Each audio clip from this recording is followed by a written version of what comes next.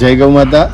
હું દિલીપભાઈ બારોટ, જિલ્લા સંયોજક બનાસકાંઠા SPNF સંગઠન।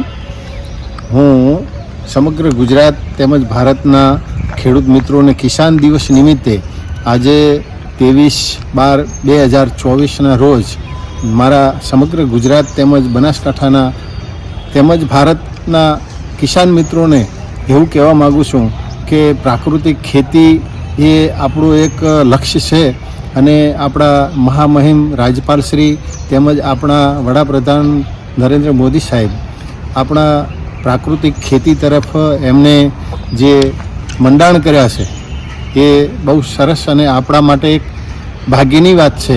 તો આપણે દરેક ખેડૂત મિત્રોએ પોતાના માટે ઝેરમુક્ત ખેતી, પ્રાકૃતિક ખેતી કરી અને આપણા બાળકો તેમજ આપણા આપનારી પેઢીઓ માટે તેમજ આપણા સગાવાલા અને આપણો વિશ્વ બચે એ માટે આપણે દરેક ખેડૂત મિત્રોને મારી બે હાથ જોડીને નમ્ર વિનંતી છે કે આપણે પ્રાકૃતિક ખેતી કરીએ અને આપણા ભારત દેશ ગુજરાત અને આખા વિશ્વને સારું ખોરાક આપી અને તેમને બચાવીએ।